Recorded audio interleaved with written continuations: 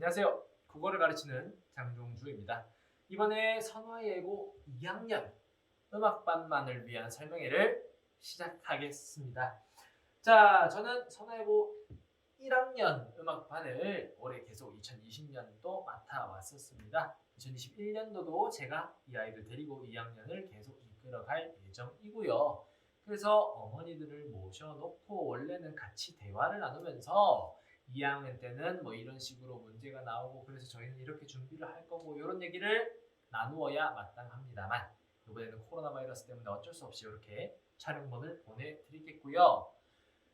저한테 여쭤보시고 싶은 거 많으실 텐데 따로 연락 주시면 문자든 전화든 저한테 편하게 주시면은 제가 언제든지 답변을 해드리도록 하겠습니다. 그러면 이 선화예고 1학년 설명에 본격적으로 한번 얘기를 해보겠습니다. 자, 선화예고 1학년 2020년은 어떠했습니까? 우리 선화예고 1학년의 2020년을 코로나를 빼놓고는 사실 설명을 할 수 없을 것 같아요. 자, 코로나 바이러스가 2020년 한 해 내내 난리였습니다. 그래서 아이들이 제대로 학교도 가지 못하고 학원도 올 수 없는 상황에 빠졌었죠. 그래서 저희는 이 비대면 수업을 대면 수업에 못지않게 대면 수업만큼이 오히려 더 나은 퀄리티로 제공하기 위해서 온갖 노력을 했습니다. 줌을 사용하기도 했고요. 유튜브를 활용하기도 해서 수업을 했었죠. 아이들이 생각보다 잘 참여해 주었고요. 그리고 뭐 대면 수업에서 뭐 클리닉에서 이렇게 받을 수 있는 어떤 숙제 검사나 시험 같은 경우도 구글 설문지나 주교들이 열심히 이렇게 연락을 해서 어떻게든 최대한 다 받아내려고 열심히 노력을 했습니다. 혹시라도 중간중간에 문제가 있을 때는 어머니들께 다 연락을 드렸었고요. 그래서 저희는 2021년에도 아마 코로나가 지속될지 모른다고 생각하고 있습니다. 뭐 당장 해결될 일은 아닌 것 같고요. 그래서 저희는 앞으로도 계속해서 이런 여러 가지 노력들을 하면서 좀 더 나아질 수 있는 조금 더 좋은 퀄리티의 수업을 제공할 수 있는 방식을 계속 생각해 보도록 하겠습니다. 그리고 바로바로 실행하는 모습을 보여드리겠습니다. 코로나 바이러스와는 별개로 2020년의 선화예고 1학년 국어 강의가 어떠했는지를 한번 생각을 해보도록 할게요. 학교 선생님께서 조금 특이하신 분이십니다. 본인이 중세국어 전공을 하셨다고 해서 이 중세국어를 웬만한 자사고 1학년들도 다루지 않는 그런 어떤 어려운 내용을 가지고 와서 죄다 설명을 하셨더라고요. 사실 이 중세국어라고 하는 걸요. 어느 정도 수준 이상은 고등학생이 사실은 알 필요가 없습니다. 왜냐하면 이게 국문과 전공을 하더라도 중세국어 지식을 그만큼 많이 깊게는 들어가지 않거든요.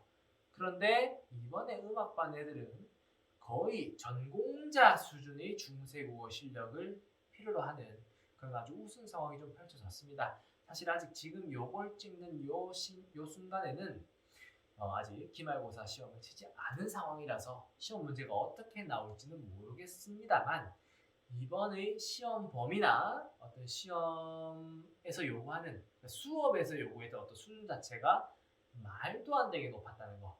그래서 저는 올해 2020년 이 선화예고 음악반의 어떤 제일 어려웠던 부분이 바로 요 중세국어가 아니었나 그런 생각을 해 봅니다. 자, 그렇게 2020년의 국어를 살펴봤다면 2021년의 선화예고 2학년 국어는 어떻게 될까요? 자, 일단 과목 자체가 나뉩니다. 1학기는 문학이고요. 2학기 때 독서 과목을 하게 되지요. 문학 과목은 아무래도 조금 더 선택 과목으로 집중되는 그러니까 국어에서는 문학과 그 외의 다른 모든 것들을 배웠다면 2학년 1학기 때는 문학에만 집중하는 그런 모습을 좀 보이게 됩니다. 그 다음 2학기 때는 독서라고 하는 걸 하는데요. 여기서 독서는 책 잘 읽는지 그런 게 아니라 문학이 아닌 비문학을 말합니다. 그러니까 뭐 예술, 인문, 사회, 법, 경제, 화학, 기술, 생명 이런 것과 관련된 글들을 다루는 학문을 독서라고 지금 부르고 있습니다. 그런데 2학기에 대한 얘기를 지금 벌써 해드릴 필요는 사실 없을 것 같아요. 좀 시기상조라고 보여지고요. 일단 저는 1학기에만 일단 포커스를 맞춰서 1학기 문학 문제가 어떻게 나오는지 길게 말고 장황하게 말고 간단하게 중요한 것만 짚어보도록 하겠습니다.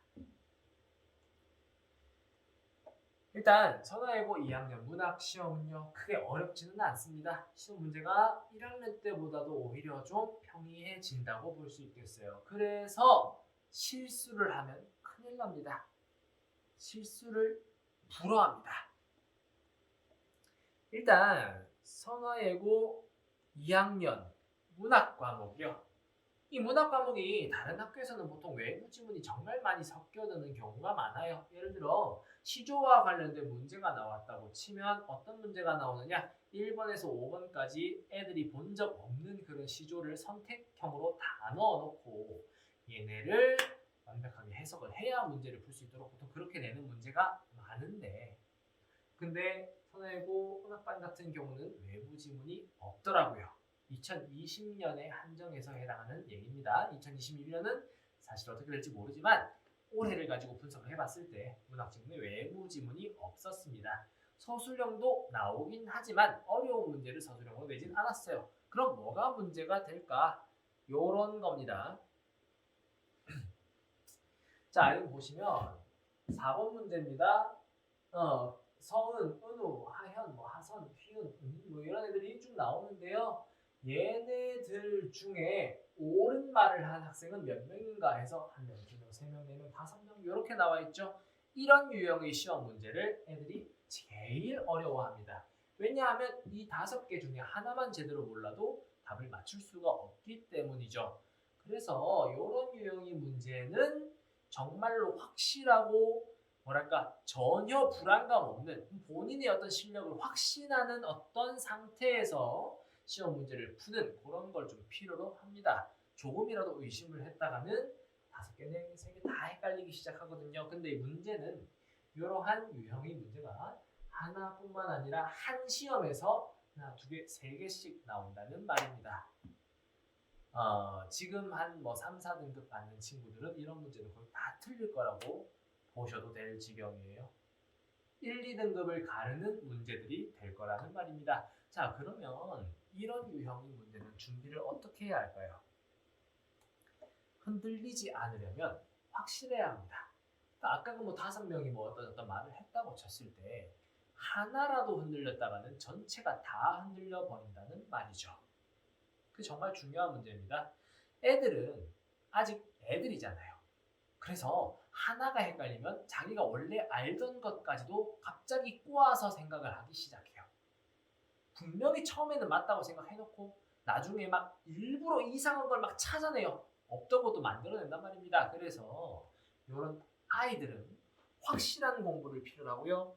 확실하려면 저를 절대적으로 믿어주셔야 합니다. 제가 이 말을 굳이 드리는 이유가 있습니다. 요번에 음악반 애들 마지막 시험 기말고사에 관동별곡과 중세국어가 같이 들어갔는데 중세국어가 정말 어렵게 학교에서 진행이 됐어요. 어느 정도였냐면 학교에서 다른 수업은 그냥 온클로 퉁쳐버리고 중세국어만 학기 내내 수업을 했다고 생각하시면 됩니다. 그런데 이 관동별곡이라고 하는 작품도 굉장히 어렵고 중요한 작품이란 말이죠. 수능에도 2번 이상 나온 적이 있을 정도로요. 그러면 애들은 이 관동별곡을 어떻게 해야 했을까요? 완벽하게 공부를 해야 했을 겁니다. 그래서 저는 애들에게 주간 테스트로 관동별곡을 OX 문제로 320문제를 냈습니다. 물론 많지요. 테스트 한 번을 320문제로 본다는 게 쉬운 일은 아니라는 거 저도 잘 알고 있습니다. 하지만 그렇게 안 하면 어떡할 겁니까? 관동별곡 한 문제 정도는 틀리지 뭐. 그 한 문제가 무조건적으로 등급을 가릅니다. 저는 완벽을 기해야 한다고 생각하는 사람입니다. 저 자체도 공부를 그렇게 해왔고 저는 공부 이외의 모든 일을 그렇게 하는 편입니다. 그래서 아이들에게도 늘 그런 완벽에 가까운 상태를 요구를 하고요. 그러다 보니 문제가 좀 많았는데 이 10몇 명 되는 친구들 중에 그걸 다 풀어온 친구가 3명, 4명밖에 안 됐었어요. 꽤 큰 충격을 먹었습니다. 그런 데에 있어서 본인이 이렇게까지 할 필요가 있을까? 나 이거 이렇게까지 해야 되나? 이런 생각을 전혀 하면 안 됩니다. 국어 성적을 저한테 맡기겠다고 결정한 이상 제가 시키는 것만큼은 아이들이 완벽하게 해야만 한다고 저는 생각합니다. 제가 올해 엄청나게 많은 애들이 성적을 급상승시켜줬습니다. 물론 음악반에서 있었던 일이기도 하고요. 그런데 사실 음악반에서 있었던 뭐 몇십 점씩 오르고 막 이런 것들은 다른 학교에서 있었던 일에 비하면 그냥저냥 평범한 기적이라고 볼 수 있겠어요. 제가 이번에 건대보고 2학년에서 어떤 학생을 남학생이었습니다. 걔가 3월 모의고사를 5등급 받던 애인데 9월 모의고사에서 걔가 1등급을 받아왔어요. 이게 내신이 아니라 모의고사 성적입니다. 모의고사 성적을 이렇게 단기간 동안 급상승시켜본 건 저도 처음이고요. 그 친구도 당연히 처음이었을 겁니다. 그 친구는 오죽하면 학교 선생님이 컨닝했는지 따로 불러서 상담까지 했다고 해요. 근데 이 친구 내신도 올랐습니다. 이 친구 1학기 중간고사에서 한 4등급 정도의 성적을 받아왔었는데 기말고사에서 바로 1등급대의 성적을 받아왔어요. 이 기적은 어떻게 일어난 것이냐? 이 남자아이는요. 저가 뭔가 시키는 것에 대해서 전혀 의심을 하지 않습니다. 솔직히 말하면 그렇게 생각 자체를 많이 하지 않는 아이예요. 그러다 보니 제가 시키는 거 그냥 하고 숙제면 하고 시험 이론 치라면 치고 몇 개를 틀리든 간에 틀리면 틀리고 다시 붙을 때까지 하고 그런 아이란 말이에요. 그러니 걔는 제가 어떤 생각하는 어떤 목표치마다 늘 당연한 듯이 이루어 오고 그러다 보니 성적이 자연스럽게 딸려오게 된 겁니다. 이 성적이라고 하는 것은요. 올릴 수 있는 게 아니라 하다 보면 그냥 따라오는 거거든요. 그래서 다음 해에는 2021년에는 절대적으로 신뢰를 해 주시는 것이 필요합니다. 절대적인 신뢰에 저는 기적으로 대답하겠습니다. 자, 그러면 어떤 교재 나가는가? 정규교재와 내신교재 모두 설명을 드리기에는 지금 이 시기는 아직 내신교재가 나올 시기는 아니에요. 3월부터 시작이니까요. 그래서 내신교재는 좀 나중에 제가 기회 있을 때 소개를 드리도록 하고요. 정규교재 보시면 아시겠지만 1에서 7단원까지 나와 있고요. 여기에는 문학과 독서 그리고 문법이 모두 들어있습니다. 각각을 매주 하는 겁니다. 그러니까 한 주 3시간 수업 동안 1시간씩 나누어서 문학과 독서와 문법을 함께 합니다. 국어는 원래 이렇게 해야 됩니다. 문학 끝나면 독서, 독서 끝나면 문법이 없습니다. 왜냐하면 문학과 독서나 문법에는 끝이 없기 때문이죠. 자, 수능을 위한 독해력 향상 방식입니다. 방향입니다. 수능은 독해력을 필요로 합니다. 아까도 말씀드렸죠. 처음 보는 지문을 읽어낼 수 있는 능력이 필요합니다. 그런데 애들은 보통 독해력이 없어요. 그런데 애들이 독해력을 발휘하는 순간들이 있습니다. 어떤 순간들이냐? 예를 들어 BTS 팬인 아이들은 BTS 관련된 글을 읽을 때는 마우스 스크롤이 막 이렇게 내려가요. 왜?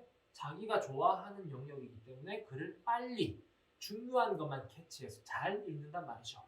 그러니까 사실 이 독해의 잠재력은 누구나 갖고 있는 겁니다. 다만 수능에 나오는 지문들이 애들 입장에선 더럽게 재미없기 때문이 문제인데요. 그래서 저는 애들에게 독해력 향상을 위해서 일단 아이들이 좋아할 만한 글들을 줍니다. 어떤 거냐? 요것도 보시면 힙합 아티스트 그레이와의 인터뷰 내용이에요. 이런 것들 읽으면 애들이 잘 읽어요. 그런데 이런 지문이 마냥 뭐 쓸데없는 지문이 아니라 여러분들이 당장 모의고사에서 볼 수 있는 그 화작 지문에 해당하는 거거든요. 그 다음에 여기서 끝나면 사실 도움이 안 되겠죠. 여기 수능형 문제를 제가 직접 낸 걸 아이들이 지문을 읽고 풀면서 본인이 독해력이 생각보다 별로진 않은데 라는 어떤 자신감을 갖게 되고요. 이런 걸로 시작을 해서 단계별로 난이도를 높여가면서 애들이 독해력을 향상시켜주고 있습니다. 이런 것들은 정규 수업 때만 하는 겁니다. 내신 수업 때는요. 제가 주간 테스트를 엄청나게 빡세게 봅니다. 왼쪽이 질문지고요. 오른쪽이 답지예요. 30문제가 모두 서술형으로 나옵니다. 그리고 하나라도 제대로 외우지 못한다면 애들은 반도 쓸 수 없어요. 완벽한 암기를 해야만 풀 수 있는 시험 문제를 저는 추구합니다. 이것이 제대로 안 되면 원칙적으로는 아이들은 남아서 시험을 또 봐야 하고요. 뭐 다 보지 못했다면 시간 있을 때 학원에 또 와서 또 가야 합니다. 그다음에 자, 요 관리 방안 사실 학생들 수업만큼 중요한 게 관리죠. 관리의 주요한 내용은 수업과 과제와 클리닉이라고 볼 수 있겠어요. 수업한 내용을 과제로 다시 집에서 자기주도 학습을 하고요. 그 학습한 내용을 시험과 숙제 검사를 통해서 클리닉에서 확인을 합니다. 그만큼 중요한 게 또 공지지요. 아이들에게도 밴드를 통해서 공지가 되고요. 어머니들께는 SMS를 통해서 그 수업의 숙제, 클리닉 결과 이런 것들을 공지사항으로 보내드리고 있습니다. 자, 설명에 여기까지 진행하겠습니다. 또 길어져 버렸는데 사실 제가 어머니들께 하고 싶은 얘기가 많아서 그래요. 지금도 막 되게 많이 빨라졌지만 하고 싶은 얘기 더 많이 있거든요. 그렇기 때문에 이 설명회를 들으시고 부족한 내용 있으시면 저한테 다시 연락해 주시길 정말로 진심으로 기원하고 있겠습니다. 2021년도 저 믿고 보내주십시오. 제가 아이들 열심히 가르치겠습니다. 장동주였습니다. 감사합니다.